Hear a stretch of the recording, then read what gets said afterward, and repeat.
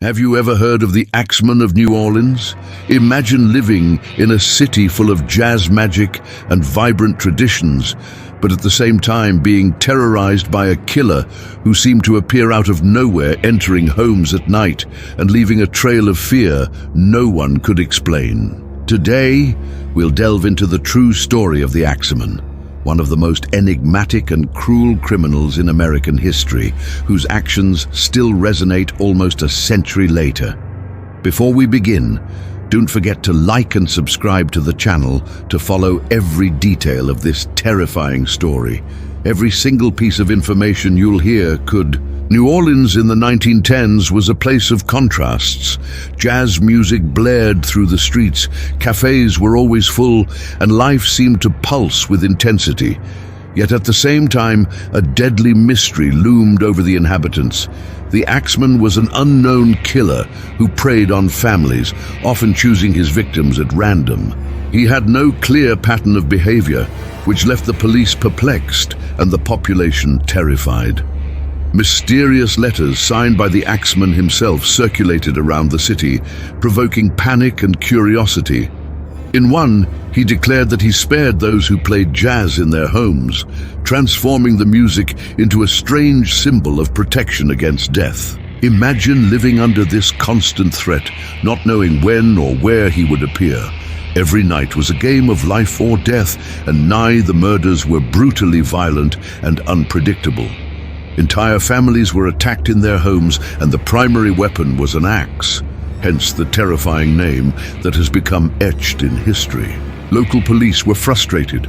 With no concrete leads and an entire town on high alert, residents began organizing themselves, building barricades, securing doors and windows, and playing jazz night after night in an attempt to ward off the killer who was toying with their very lives.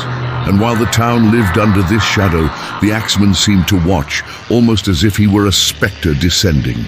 But the Axeman's story isn't just about terror and violence. It's also about the cultural impact he left. His letters and demands transformed music into an element of resistance. And to this day, New Orleans carries memories of this dark era intertwined with its rich musical tradition. Historical documents, survivor accounts, and letters from the time reveal a disturbing portrait of a meticulous killer, but also show how an entire community responded to fear, keeping its culture alive even under threat. Every detail of the investigation, every clue found, and every testimony are essential to reconstructing the Axeman's story and understanding the horror. Imagine the streets of New Orleans, 1918.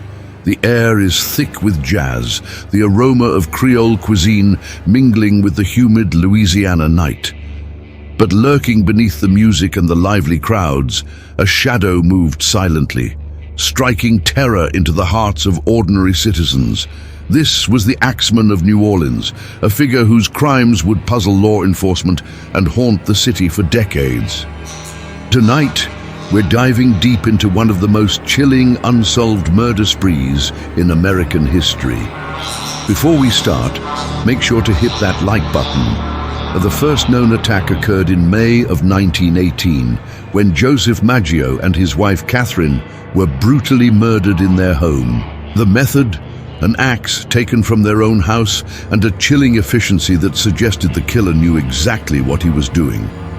Over the next year, more attacks followed, each more terrifying than the last. The victims were mostly Italian immigrants, leading some to speculate on ethnic motives, but nothing was ever proven. What made the Axeman particularly terrifying was the randomness of his attacks. No warning, no apparent pattern, just sheer, unpredictable violence. And then came the letters. Letters purportedly from the Axeman himself, mocking police efforts, claiming he would spare those who played jazz in their homes on certain nights. Imagine the fear in a city where music was supposed to be a celebration, now turned into a potential lifesaver. It's this blend. As the attacks continued, the city became a place of paranoia. Doors were bolted, families stayed awake at night, and neighbors watched each other with suspicion. Despite extensive police investigations, the killer was never caught, leaving New Orleans with a chilling sense that anyone, anywhere, could be the next victim.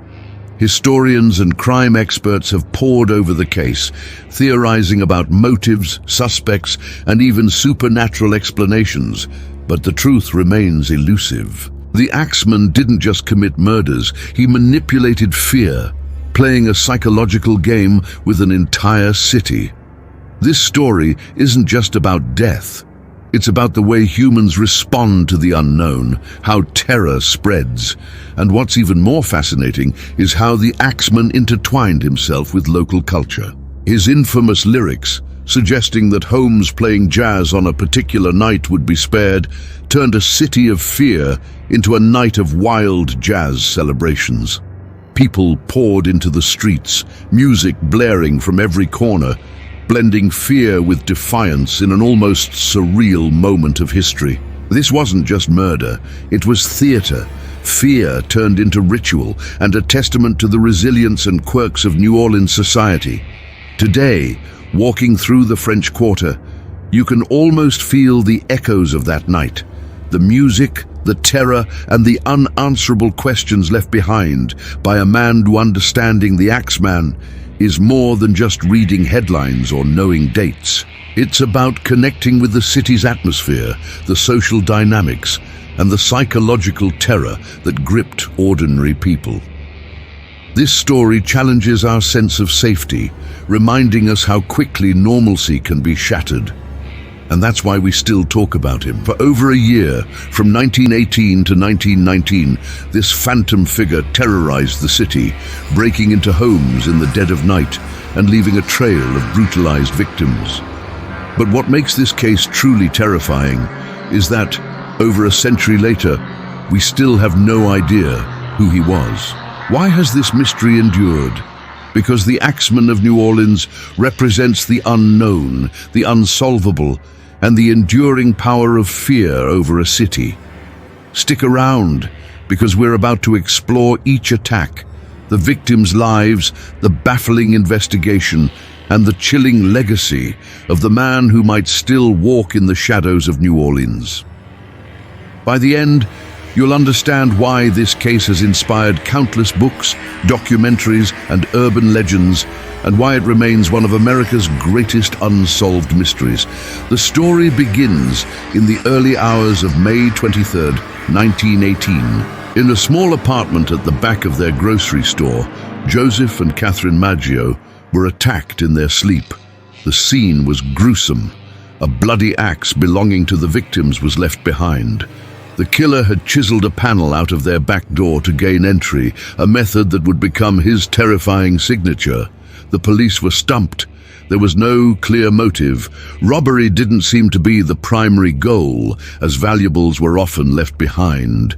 This was the first chord in a symphony of terror that would soon grip the entire city.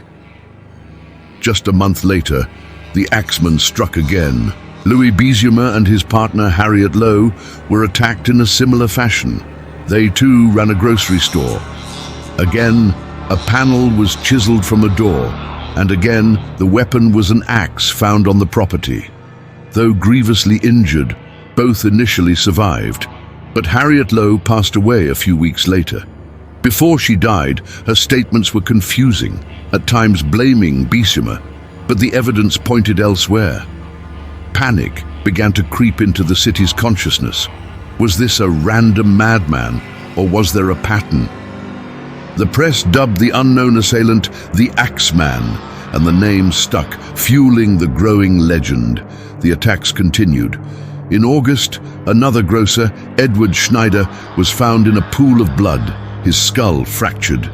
Miraculously, he survived and recalled waking up to a towering dark figure standing over him before losing consciousness. Then, just days later, Joseph Romano, an elderly man living with his two nieces, was attacked. His nieces heard a commotion and rushed into his room to find him with a severe head wound. The back door once again chiseled open. He died shortly after. The city was now in a full-blown state of panic. The Axeman was not a myth. He was real, he was brutal, and he was unstoppable. He seemed to target Italian-American grocers, leading to theories about mafia hits or ethnic rivalries, but these leads went nowhere. The randomness was the most frightening part. He could be anyone, he could be anywhere. The Axeman wasn't just a murderer, he was a spectre of chaos. His attacks were brutal, but his psychological manipulation was perhaps even more sinister. In the spring of 1919, the terror took a bizarre turn. A letter, claiming to be from the Axeman himself, arrived at the offices of the Times-Picayune newspaper. It was arrogant, taunting, and utterly chilling. The author claimed to be not a human being, but a demon from the hottest hell. He mocked the police for their incompetence, and then laid out a strange ultimatum. He declared his love for jazz music, and announced that on a specific upcoming night, Tuesday, March 19th, he would once again pass through the city. He promised to spare anyone in a home where a jazz band was playing at full blast. The letter turned fear into a macabre spectacle. The city had a choice: defy the killer or play his game. On that Tuesday night, New Orleans surrendered to the music. Every dance hall, club and home, rich or poor, blared with the sounds of jazz. Parties erupted across the city, not out of joy, but out of a desperate collective hope that the music would be their shield.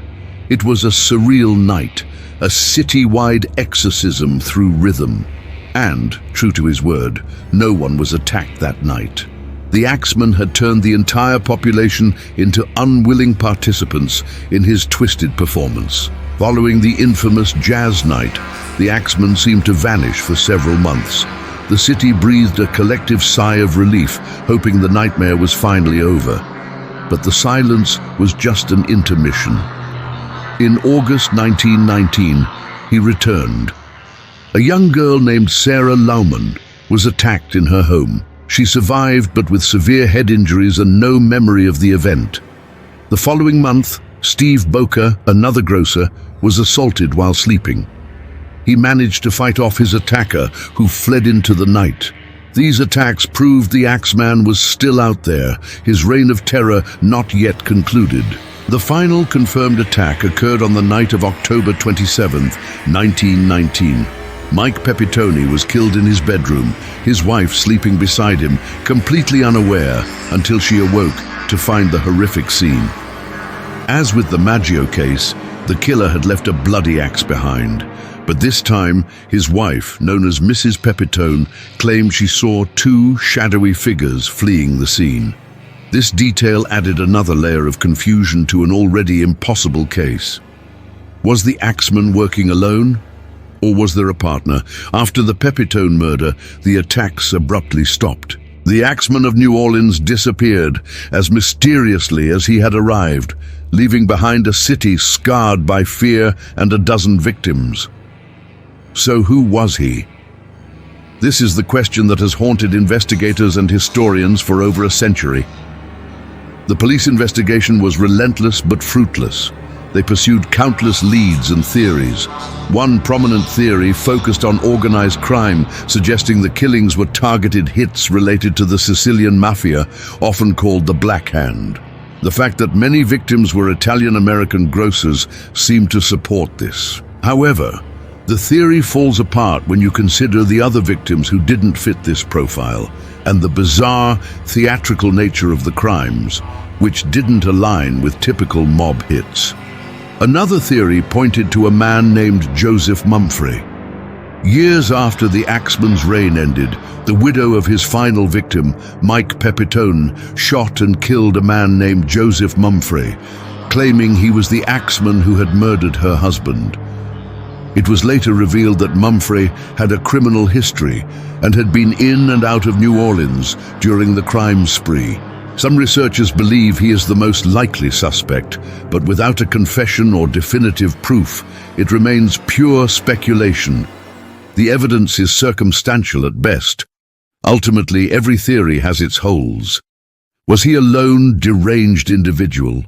a cunning criminal mastermind, a group of individuals.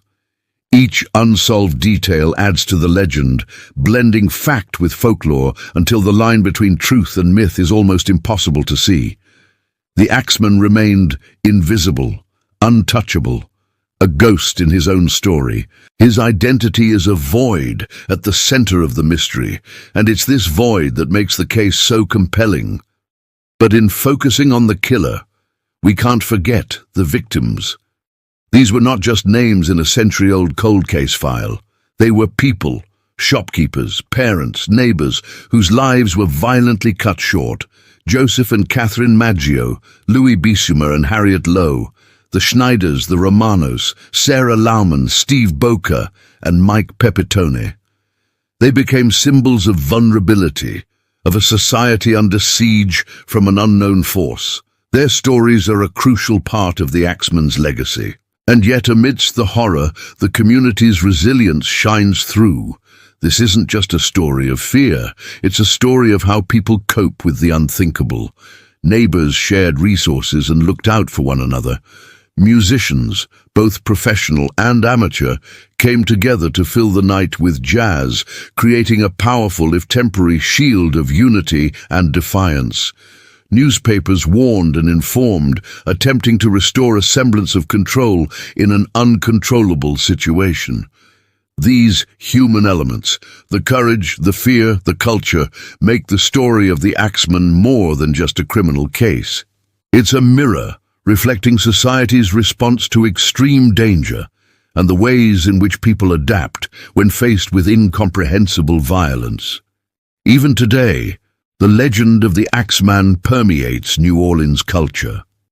He has become a fixture of the city's Gothic folklore. Ghost tours stop at the locations of his crimes, recounting the chilling details to wide-eyed tourists. Local stories are passed down through generations. He's appeared as a character in television shows, novels, and even music. It's a haunting reminder of how real events can evolve into myth, and how that myth can, in turn, shape a city's collective memory and identity.